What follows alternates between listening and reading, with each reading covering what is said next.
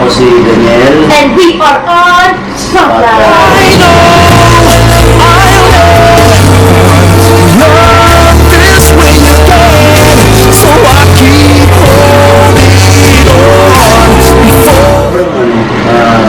May pay off na lahat yung sacrifices, yung pagod, yung hirap, yun yung pinalabas namin. So, parang sarap ko yung gumawa.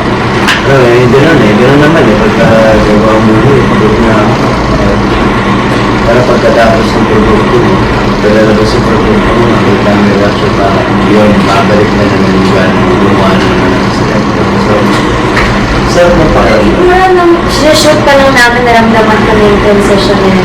Ang dami kasi sa akin kinuwet ni Inang, ang daming tinanggal na mga manuscripts ko. Pati yung sa story pa lang, na-explain na sinabi namin na kung at pinagdakan na problema yung dati, ganun lang, ngayon ang ganalit, ang dami nangyayari. So during the shoot, pinaramdam na sa amin ni Inang. Ayaw din namin kasi siya i-preempt. Siyempre, aside sa gusto may surprise, mismong pinwinner. Gusto namin na hindi na nila panoorin just because nag-guest na kami sa movie. Gusto namin talaga panoorin niya dahil sa storya and yung sa bakit yung sa transition, yun talaga. Parang bonus na yung sa kissing scene. Pero feeling din namin nung minipin kasi kami ni Inang dati, sabi niya, kailangan na.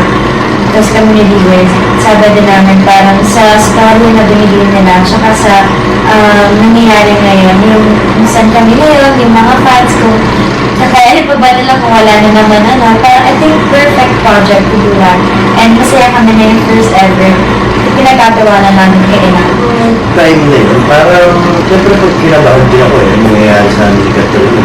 Siya nakabado na nga siya, kabado din ako. So, nutiwala na lang. And I think, ito na yung tamang moment para sa movie na ito. Tsaka, ando naman sila Inang. Talagang sinikret din naman, hindi na naman yung daming tao dumadaan. Talagang binakbako niya lahat.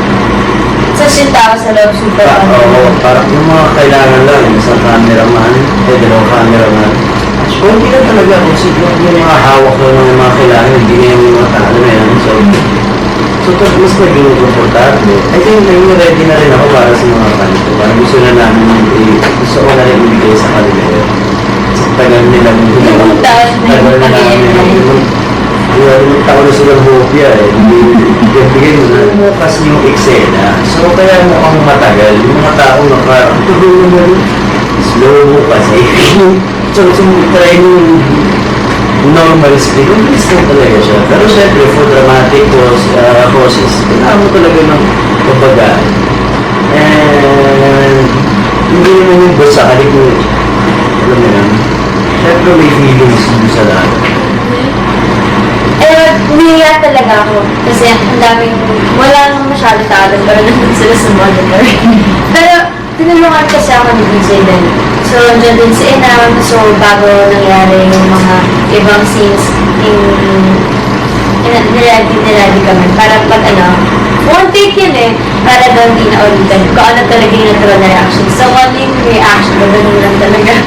Pagka, tigay ng Barcelona, it's really perfect. Kaya binibigay. Pero kung alam mo yung sa akin hindi pwedeng gawa ng gano'n. Yung movie kasi dapat special siya ba? Pati kung totoong buhay, kung buhay na rin ko, gagawin mo siyang special, hindi yung gawin mo lang dahil trip mo. Dapat andun kasi yung love, yung bakit mo gagawin yung may rason pa din. So, gawin na, i-maintain dapat. Walang araw na uuwi kami na, dito ako naramdaman yung uuwi ako na, grabe, yung sobrang break ako emotionally. Kasi sa mga, di ba, paano yung mga characters, kahit kasi masaya, dapat kita mo na meron din siyang magkasaya. So, basta hirap to blend talaga ng characters. So, wala akong masabi na yung itong scene na Temiya, yung paggawa ng buong pelikula. Pati si Inang, grabe, binigay niya lahat yung dito siya, ilang beses siya nagkasakit, as in yung confrontation scenes namin, yung isang confrontation scene namin sa kakagawa na sobrang na-stress siya, na nagkasakit siya, yung ganun, kasi binubuhos lahat ng emotion. So, yung buong paggawa. Isip ko, it would help you move on. Move on from what? From everything that's keeping you from moving on. Stop acting like you know my pain! Stop acting like you own it! Hindi ikaw si Celine! And you will never be Celine! Akala ko lang kasi move on. Move on! What? From everything that's keeping you from moving on. Stop acting like you own my pain. Stop acting like you own it. Hindi ikaw si Celine. And you will never be Celine. Pero siguro na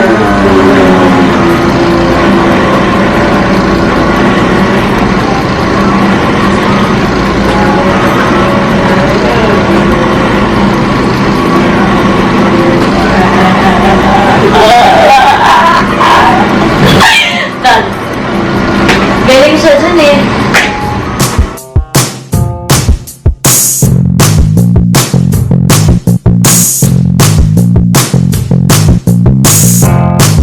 Happy trip you guys! Thank you! Wow! Simple man. Malaki kayo sa... okay, yung wish namin sana mabot pa kami mga 10 years para pag-iwalay na kami, 30 na kami na mag-retire namin. Thank you! Yeah! Yeah, saya!